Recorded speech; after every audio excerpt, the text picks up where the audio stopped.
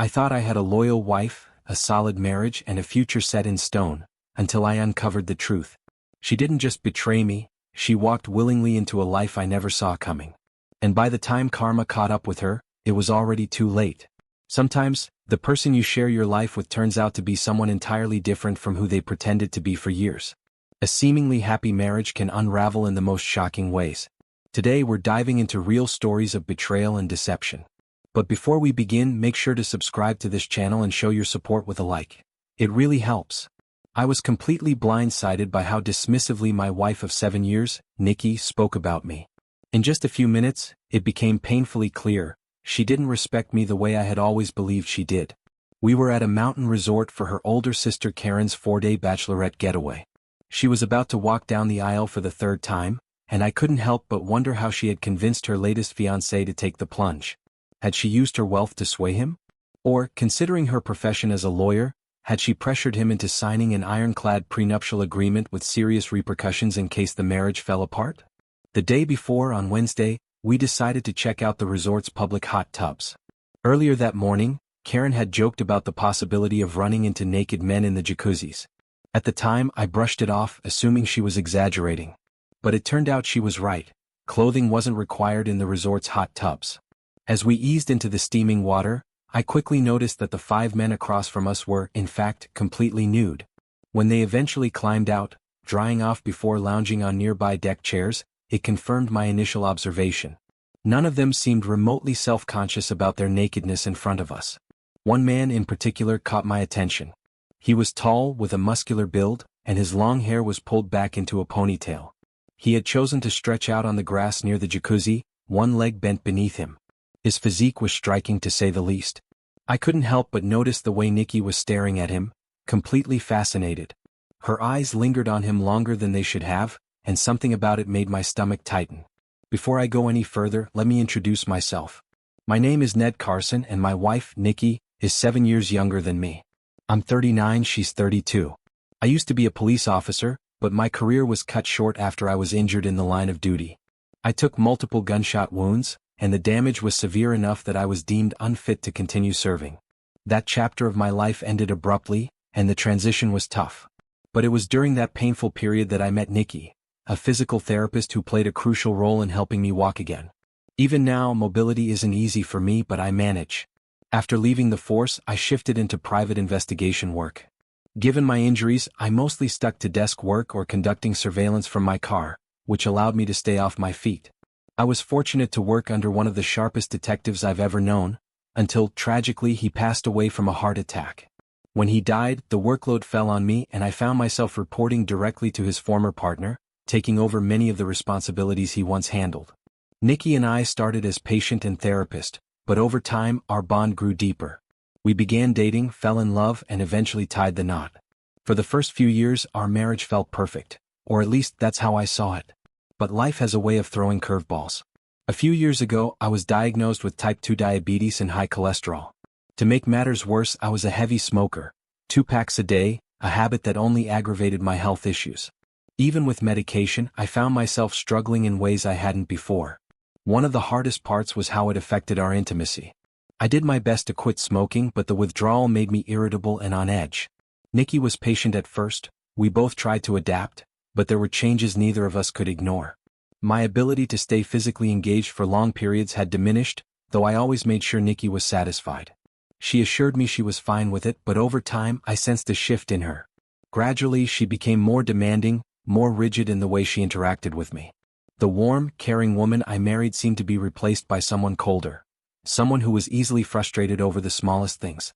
Conversations that once flowed naturally became tense.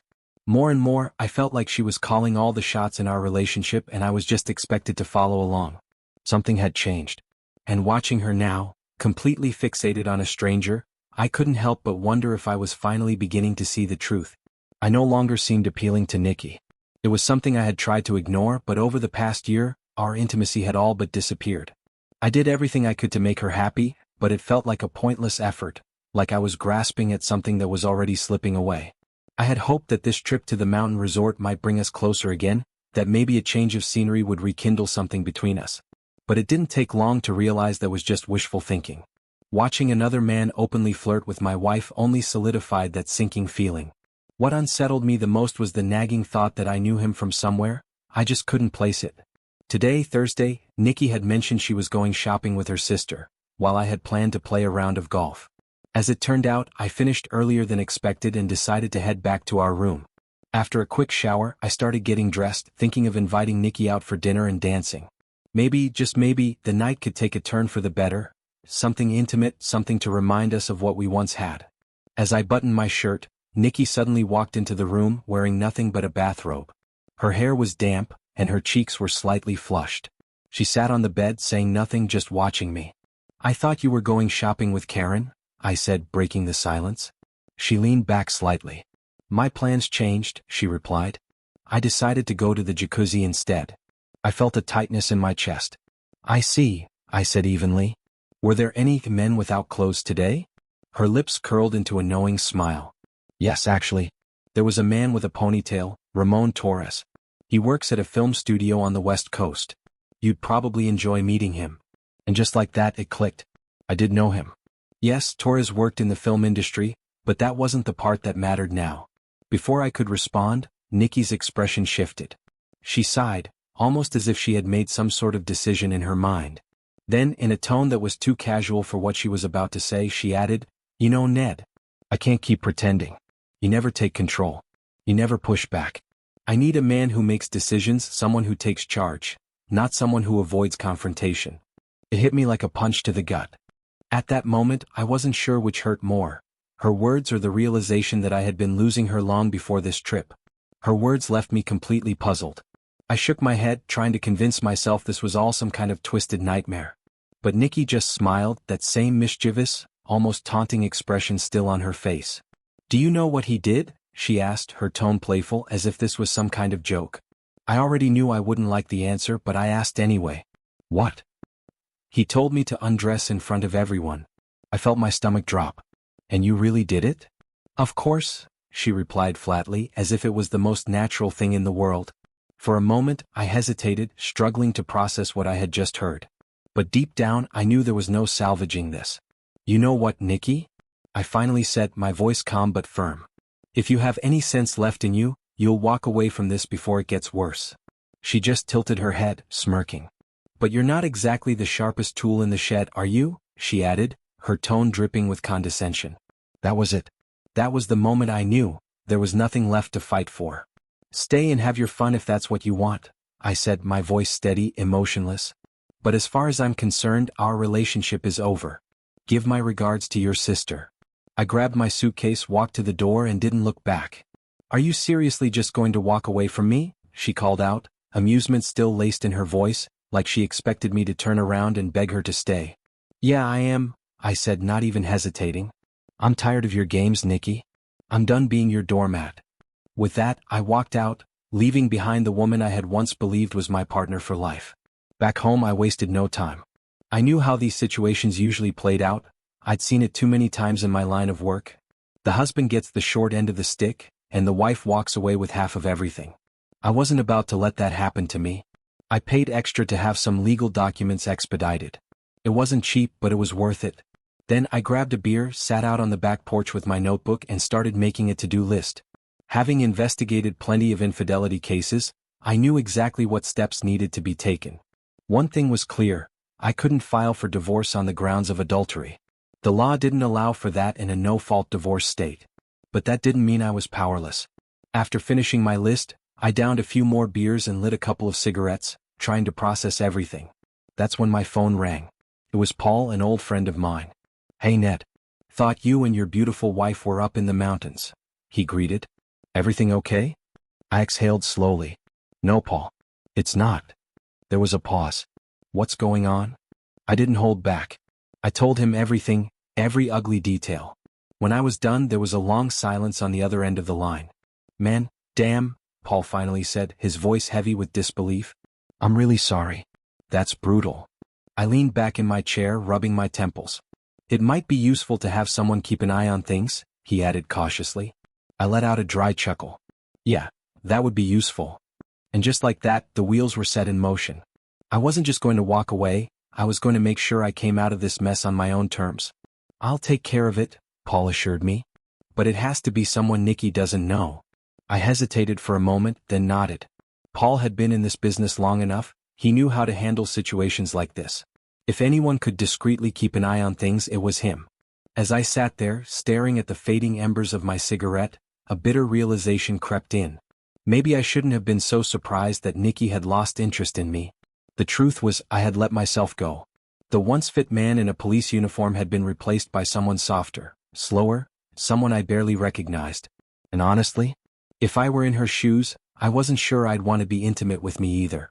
I thought back to my doctor's advice, how he had told me that managing my diabetes would be easier if I lost weight. He had handed me a whole nutrition plan broken down into easy steps, but I had ignored it. At the time, I had told myself I was still too young to worry about things like that. But now, my perspective had completely changed. Are you okay? Karen's voice pulled me out of my thoughts. Not really, I admitted. She hesitated for a second before speaking again. Did you know that Ramon Torres and his crew are here at the resort? My jaw tightened. Yeah, I know. I actually hired them, she confessed. My head snapped up. Why would you do that? You know what he does, don't you? Karen sighed. Yes, I know. But he came highly recommended. A sinking feeling formed in my gut. Did Nikki know too? Karen hesitated. Yeah, she knew. Of course she did. To be honest, Karen added, I was a little surprised when you showed up. This was supposed to be just a fun girls' trip, you know? I didn't expect you to be here. I scoffed. Yeah, I bet she didn't. Frustration boiled over inside me. I needed to get out of my head, to hit something. So I went straight to the resort's gym, wrapped my hands and started hammering away at the punching bag. With every strike, I imagined Nikki's face. Then Ramon's. I hit harder, faster, until my arms burned and sweat dripped down my face. My muscles screamed for me to stop, but I wasn't done. Not yet. By the time I finally dropped my fists, exhausted, I could barely breathe. I made my way to the showers, my mind still racing. As I was getting dressed, a man approached me. He looked familiar, and when I glanced up, I recognized him as one of the gym coaches. You okay? He asked. I let out a slow breath. Not really, but thanks for asking. I saw you working that punching bag, he said. I was worried you might get hurt. I gave a small, humorless chuckle. Wouldn't be the worst thing. He didn't laugh. Instead, he pulled up a chair and sat down next to me. You want to talk about it? I was caught off guard. For a moment, I considered brushing him off, but something about his presence felt steady. And right now, I needed that. So I sat down, collected my thoughts, and for the first time in a long while, I let it all out. Listen, he said when I was done. I work with a lot of people who struggle with diabetes just like you. You've been knocked down, yeah. But are you ready to get back up? I didn't answer right away. But as I stared at my reflection in the gym's mirrored wall, I realized something. I wasn't just angry at Nikki. I was angry at myself. And maybe, just maybe, it was time to change that. I thought about my answer for a moment, letting the weight of it settle in. Then finally I nodded. Yeah, I said. I'm ready. John Green, the gym coach, gave a satisfied nod. All right then. Let's get you signed up. He extended his hand for a handshake, which I accepted. I'm Ned Carson, I told him. He paused for a moment, his brow furrowing in thought. Carson. Why does that name sound familiar? Then his eyes widened. Wait, now I remember. 8 years ago, you were the cop who saved my grandmother during that bank robbery. His face lit up, and for the first time in days I felt a small sense of pride. That was you? He said, shaking his head in disbelief. Man, that was insane. You got shot in the line of duty saving her life. I'll never forget that. I gave a small nod. Yeah, that was me. Well, I'm glad to see you're starting to take action, Ned. Take as much time as you need to figure things out. But trust me, you're making the right choice. That evening, I got a call from Paul. Can you hear me? He asked. Yeah, I hear you, I replied, gripping the phone a little tighter. We'll keep you posted as soon as we get an update from our operative at the resort, he assured me. After we hung up, I did my best to relax, but my mind wouldn't stop racing. A part of me considered drowning my sorrows in a bottle, just shutting everything out for a while. But I knew that wouldn't solve anything. The rest of the weekend crawled by in agonizing silence. I received no updates, no news, nothing. I spent my time pacing, waiting, thinking. Then finally Paul called again. It was Sunday morning, just past 10 a.m. Nikki left the resort, he informed me. I felt my pulse quicken. Do you know where she went? There was a brief pause before he spoke again. No. There's no confirmation on her destination yet. Frustrated, I dialed Karen's number. Do you have any idea where Nikki went? I asked, trying to keep my voice steady. I don't know, she replied flatly. I'm not responsible for my sister's whereabouts. I clenched my jaw. I assume she was heading back to my house, but I'm not sure. Do you even think she's coming back?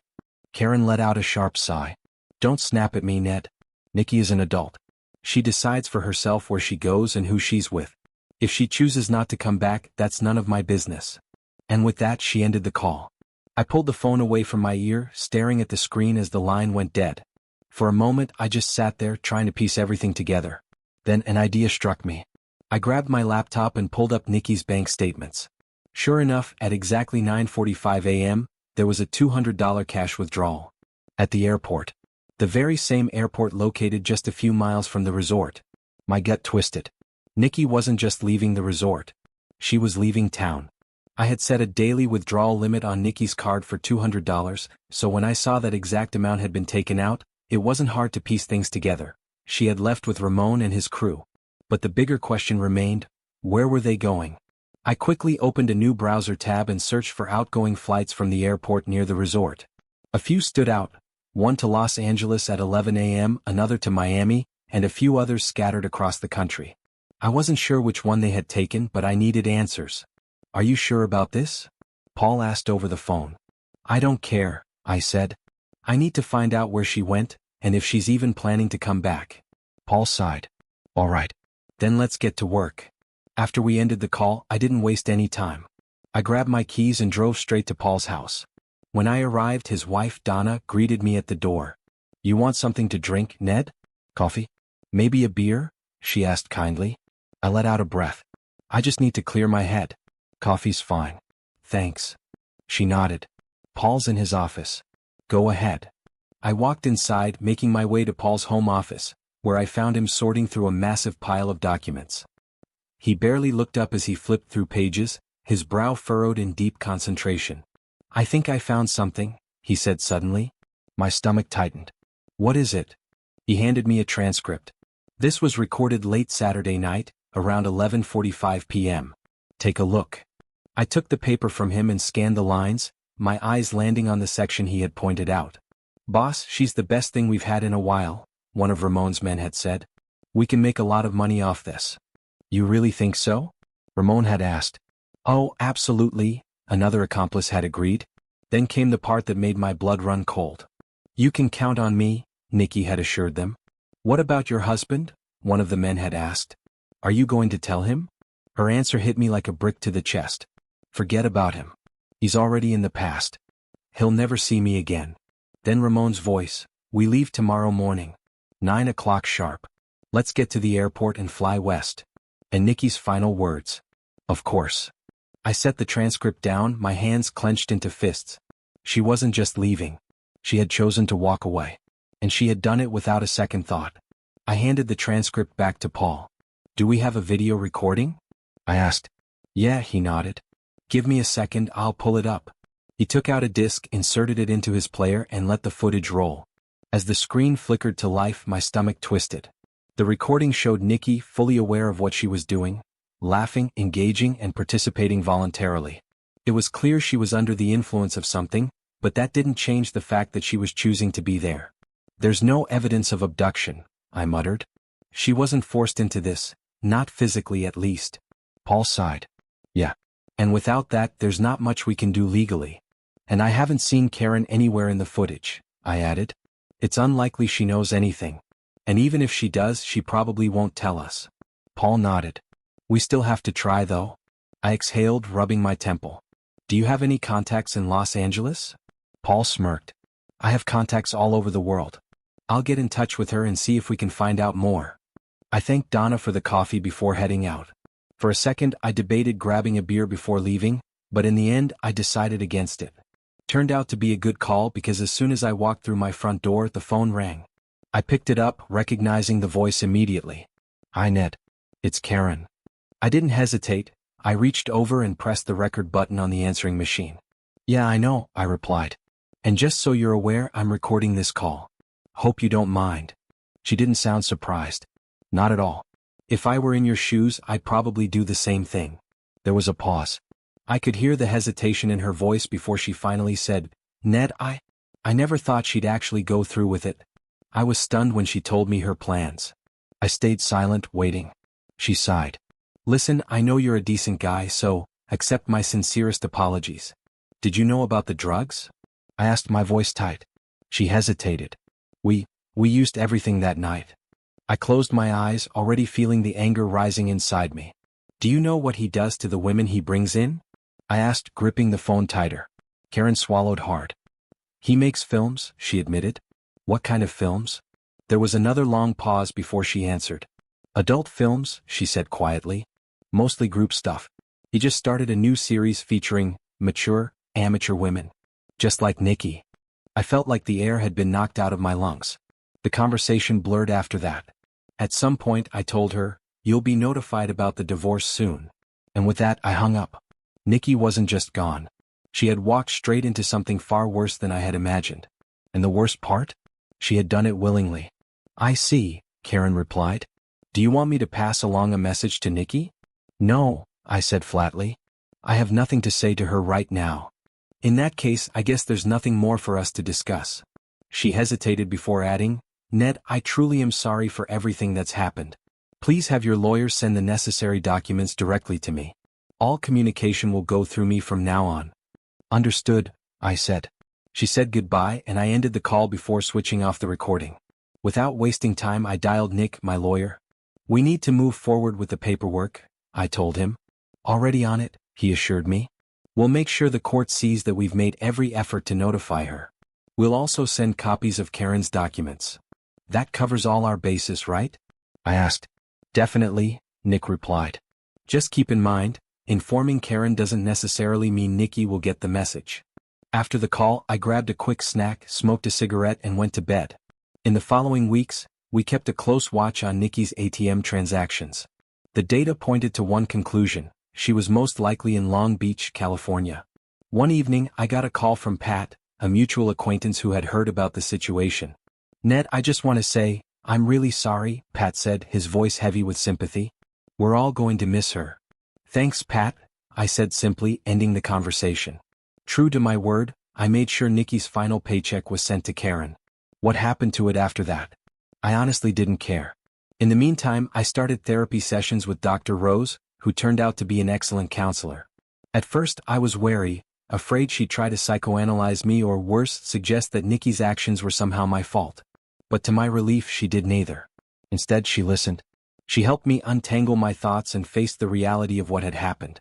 After about a month of sessions, I was starting to feel lighter. Not healed, not yet. But at least I wasn't drowning anymore. Then one afternoon, Nick called again. Ned, your sister still hasn't received the necessary documents, he informed me. Why not? I asked, frowning. Because Karen was deliberately hiding Nikki's location in Los Angeles, he explained. She refused to tell us where she was. That left us with no choice. We had to file for divorce through publication. I let out a slow breath. Filing for divorce through publication meant one thing. Nikki wasn't just running from me. She was making sure I could never find her. I intend to fight this, Karen declared fiercely. If that's what you want, Nick replied, his tone calm and measured. And fight she did. She filed petitions, each one promptly rejected. She demanded consultations, one of which the judge reluctantly approved. Then came the part that truly shocked me. The judge had issued strict instructions, and Nikki had violated them. As a result, a warrant was issued for her detention, valid for the next 5 years. Meanwhile, we continued tracking her ATM withdrawals. Long Beach remained her primary location, but she was also withdrawing money in San Francisco and San Diego. She was constantly on the move. At the same time, I conducted my own search, digging through anything I could find. That's when I stumbled across several short videos featuring her. I could only watch them for a few seconds before looking away. I had seen enough. The day of the final court hearing arrived. I will issue another court order, the judge announced. And I am ready to finalize the divorce today. But, Your Honor, we still need to file a motion, Karen interjected. The judge cut her off, irritation clear in his voice. I have made my decision, counselor. He took a brief pause before continuing. In this state, we have specific guidelines for dividing assets, he explained. However, judges ultimately have the discretion to make a final ruling. I held my breath. Then, after what felt like an eternity, he ruled in my favor. Nick turned to me, offering his hand. "You won," he said, shaking my hand firmly. "Congratulations, Ned, you're officially single." Karen, having packed up her things, walked over and extended her hand. "Congratulations, Ned," she said. "You got what you wanted. I hope it brings you satisfaction." I shook her hand, meeting her gaze. I knew this loss stung for her. But as I stood there, free from a marriage built on lies and betrayal, I realized something. I wasn't happy. Not yet. But at least now I had a chance to start over. "I'll admit it," I said. "I haven't been happy for a long time." I reached into my briefcase, pulled out a DVD and handed it to Karen. "You once told me to let you know if I ever had something to say to Nikki," I continued. "Well, here it is." The message on that DVD was my final goodbye to her. "Nikki, we once dreamed of growing old together, side by side. But your choices never included that future. After seeing some of your work online, it's clear this is what you planned all along. But I won't let that define me. Don't ask about friendship, because friends don't betray each other like this. And forgiveness? That's not something I can offer you. I only hope that one day you'll realize the cost of your choices before it's too late. Goodbye, Nikki. A new beginning." Even after everything, life had a way of surprising me. That night I met someone, Brenda Wilkins. There was something about her that captivated me instantly. For a moment I forgot how to breathe. After introducing myself, I noticed something. She wasn't wearing any rings. I apologized for bumping into her and she smiled, graciously accepting. We started talking and to my own surprise, I asked if she'd like to have dinner with me. She said yes. As the evening unfolded, I learned Brenda's story. She was a widowed doctor, a woman who had endured unimaginable loss. Years ago, she lost her husband and young son in a tragic car accident during a father-son camping trip. Hearing that, I felt a deep ache in my chest. "I'm so sorry," I told her, my voice quiet. "I can't even begin to imagine what that must have been like." She nodded, her expression somber but not bitter. "I won't lie," she admitted. "For a long time, I thought I'd never feel happiness again. We understood each other in ways neither of us expected. And as time passed, we found something we both thought we had lost. Love. A new chapter. I could never let go of the happiness I found in Brenda. When I finally proposed, she showered me with kisses, laughing and crying at the same time. We sold our houses, combined our finances, and bought a new home in a quiet, newly developed neighborhood. We wanted to start fresh, leaving behind the ghosts of our pasts. Not long after our wedding, Brenda gave birth to twins, a son, Christopher, and a daughter, Julie. For the first time in years, I felt whole again. Becoming a father filled a part of my heart I hadn't even realized was missing. The Carson family flourished. Until one day a knock at the door changed everything. I opened it to find a familiar face standing there. Karen. She hesitated, her expression unreadable. Then she spoke. "It's Nikki," she said quietly. "She has cancer. And it doesn't look like she has much time left." A heavy silence hung between us. "I thought," Karen murmured, "that you wouldn't let it get this bad." I stood there, staring at her, my mind reeling. For years, Nikki had been nothing more than a ghost in my past. Now she was dying. And I had to decide if I even cared. "I lost touch with her about 6 years ago," Karen explained. "But the Los Angeles authorities reached out to me, and I flew in to see her." She hesitated before continuing. "She's not doing well." A part of me had already braced for those words, yet hearing them still sent a strange, hollow feeling through my chest.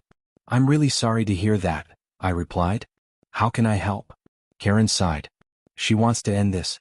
She's hoping for one last meeting with you." I exhaled, running a hand over my face. "I don't know, Karen. You know what she did to me. To us." "I do," she admitted. "And I understand if you still don't think highly of either of us. But Ned, I urge you to see her. If not for her sake, then for yours." I didn't answer right away. But deep down I already knew what I had to do. When I arrived at the hospital, the sight of her nearly stopped me in my tracks. Nikki was unrecognizable. Her once radiant skin was now pale and discolored, her body frail, covered in tubes and wires. Every trace of the woman I once loved, the woman who had betrayed me, had been stripped away. I stood beside her bed, unsure if she even knew I was there. Then her eyelids fluttered open. Her lips trembled as she whispered, "Ned, is it really you?" A single tear slipped down her sunken cheek. "You look Amazing, she choked out. I swallowed the lump in my throat. Yeah. It's me, Nikki. A sob racked her fragile body. Ned, I'm so sorry. Her voice was barely more than a whisper, but the weight behind it was crushing. I've ruined everything, she cried. I know you said you'd never forgive me, but please, please. The pain is unbearable. She was pleading, begging. Tears streamed down her face as she clutched weakly at the blanket, waiting for something, anything, from me. And for the first time in a long, long while, I didn't know what to say. Later that night, Karen called again. Ned, she said cautiously. There's something else you need to know. I exhaled. What now? She hesitated before speaking. You remember Ramon Torres? A familiar tension tightened in my chest. Yeah. What about him? He's dead, she said. I sat up straighter. What? He was murdered, she continued. His mutilated body was found in an abandoned warehouse in Ontario on Saturday morning. I let out a slow breath. Wow. I figured you'd want to see this, she added, forwarding me a news article. I quickly scanned the details. The report confirmed that Torres had been brutally killed, his body barely recognizable. Any suspects? I asked. His wife's husband, Karen replied. I frowned. What? After Torres was done with Nikki, he hired another woman, she explained. But her husband wasn't like you, Ned. He didn't just walk away. I flipped through the article, taking in the details. The husband was seen leaving the warehouse after the murder, Karen continued. But despite the evidence, the jury acquitted him, temporary insanity. I shook my head, staring at the screen. For years, I had imagined Ramon Torres paying for what he did. And now he had. But it hadn't been by my hand. And as I sat there, absorbing the weight of it all, I couldn't decide if that made me relieved or horrified.